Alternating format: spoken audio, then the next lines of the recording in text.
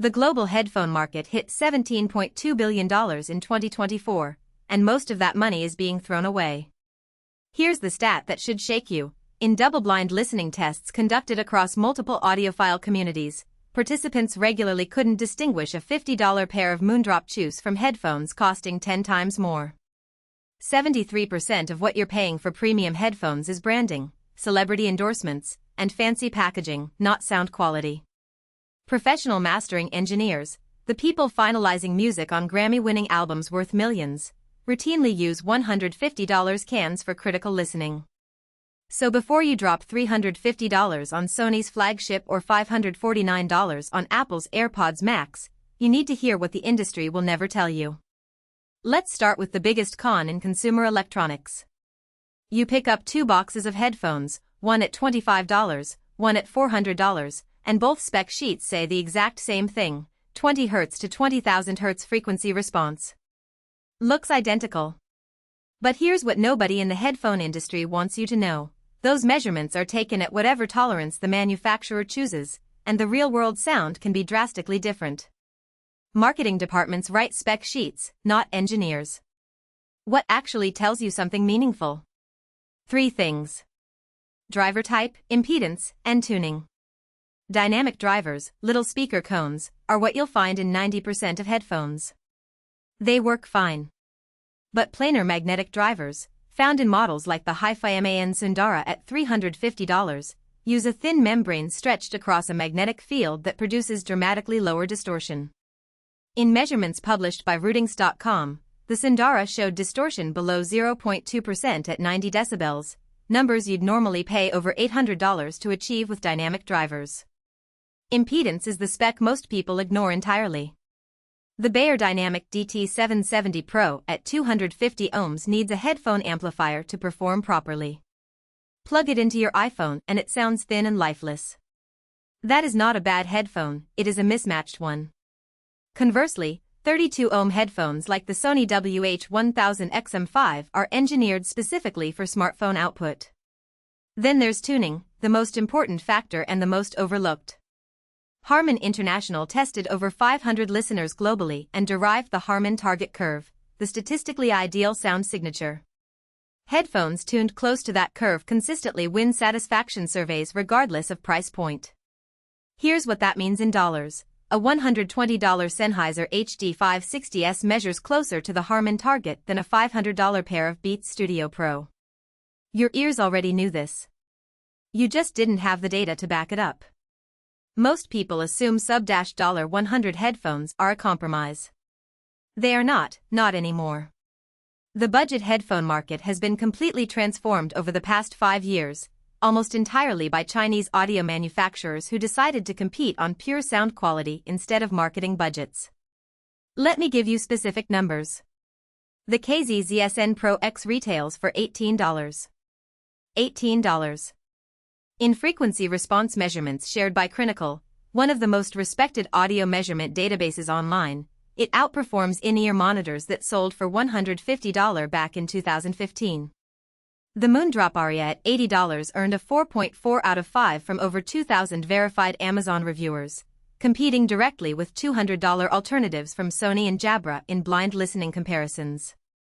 For over-ear headphones, the game changer is the Philips SHP 9500 at $75. It uses an open back design, sound flows freely in and out, which creates a wider, more natural soundstage than most closed back designs at twice the price. Audio engineers call this property imaging, and it matters enormously for orchestral music and detailed guitar work. Here's what nobody tells you. The KOS KPH30i, a humble $30 pair of on-ear headphones, has been recommended by professional audio reviewers over $300 alternatives for pure tonal accuracy. It uses the same driver technology KOS pioneered in the 1980s, completely unchanged, and somehow still beats modern competitors in controlled listening tests. 40 years old and still winning. What to avoid under $100, anything with Beats or JBL Tune in the name below $80. Both brands artificially boost bass frequencies by 6 to 8 decibels to create a perception of power. It feels exciting in a store demo but fatigues your ears within 45 minutes of real listening. Independent reviewer Joshua Valler demonstrated this live with a spectrum analyzer. The measurements tell everything. Best picks under $100, Philips SHP 9500, Moondrop Aria, KZZSN Pro X, and the Audio-Technica ATH-M 20X at $49 for studio monitoring work. Somewhere between $100 and $300, you hit a point audio engineers call the value cliff. Below it, compromises are audible and obvious. Above it, improvements become microscopic and mostly unmeasurable in real-world use. Right in this zone, manufacturers have to compete ferociously on performance, and that means you win. The Sony WH-1000XM5 at $280 is the most recommended wireless headphone in the world right now, and for good reason. Its active noise cancellation runs 8 microphones through a dedicated QN1 chip, reducing ambient noise by up to 30 decibels. That is enough to make a busy international airport feel like a reading room. Battery life hits 30 hours. Bluetooth codec support includes LDAC, which transmits audio at 990 kilobits per second, nearly 3 times the resolution of standard Bluetooth audio. But here's what I find more interesting: the Sennheiser HD560S at $120. In controlled third-party measurements, it scores in the top 5% of all headphones ever tested for frequency response accuracy. It is open back, so commuting is out of the question, but for home listening it delivers a stereo imaging experience that $500 closed-back headphones literally cannot replicate due to fundamental physics. For wireless earbuds, the Nothing Ear at $149 introduced granular 11-band EQ customization, a feature you previously paid $300 to access. And the Jabra Evolve 2 buds at $229 deliver 36 total hours of battery with ANC that Jabra measured at 43 decibels of noise reduction in their own certified lab tests. Here's what nobody tells you about this price tier: most of the jump from $150 to $300 is funding wireless reliability, physical build quality, and firmware engineering, not raw acoustic performance. If you sit at a desk and don't mind a wire, you match $300 wireless sound with $120 wired headphones every single time. That is not a trade-off. That is a $180 savings with zero audio downside. Let's talk about the elephant in the room. The Sony WH-1000XM5 already exists at $280. So what exactly are you paying for when you spend $549 on Apple's AirPods Max, $429 on Bose Quiet Comfort Ultra, or $400 on Sennheiser Momentum 4 Wireless? The honest answer: sometimes a lot, sometimes almost nothing. It depends entirely on your ecosystem and your specific use case. The AirPods Max is a perfect case study in ecosystem premium. On pure audio measurements, it performs comparably to the Sony XM5. But inside Apple's ecosystem, iPhone, Mac, iPad, Apple TV, the H2 chip enables seamless audio switching between devices in under 1 second. For Windows users, that same feature works maybe 60% of the time.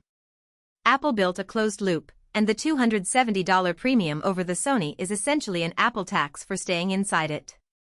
The Bose Quiet Comfort Ultra at $429 has the best active noise cancellation available anywhere right now, full stop.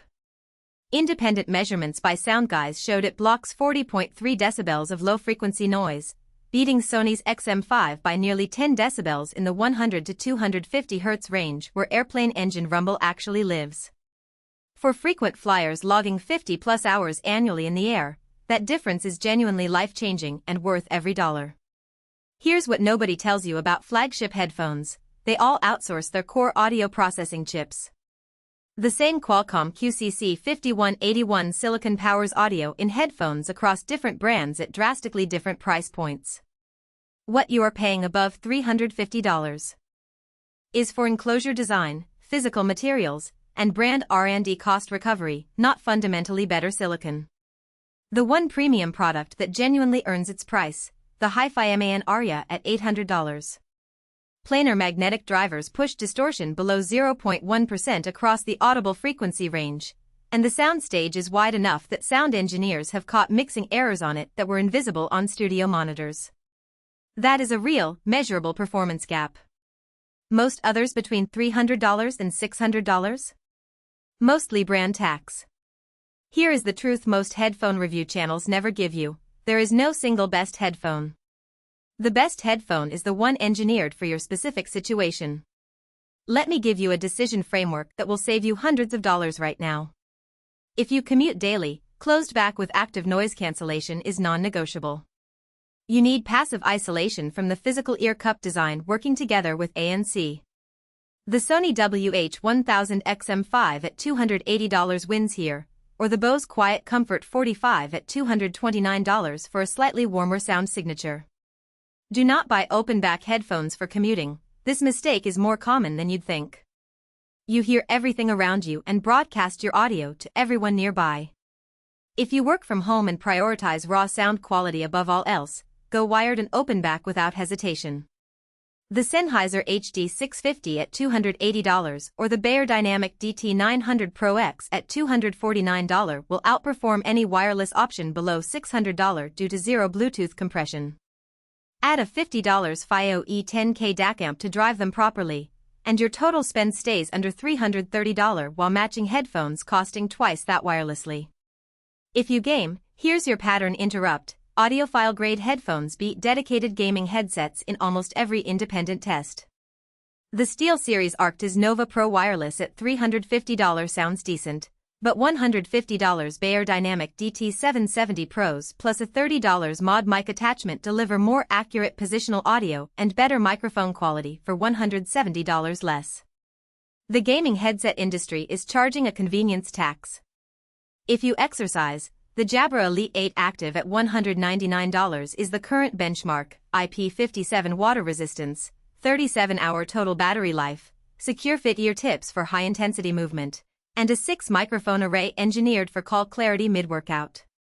Apple AirPods Pro 2 at $249 competes closely, particularly for iPhone users. One final tool: use Rootings.com's comparison feature before any purchase. Enter your use case, set your budget, let objective measurements guide your decision. It removes emotion entirely from the equation.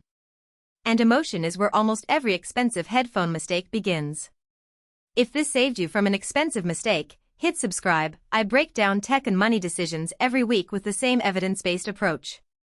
And if you want to know where headphones are heading next, my next video covers the rise of spatial audio and how Apple, Sony, and Dolby are quietly building something that could make traditional stereo headphones obsolete within 3 years. You do not want to miss that one.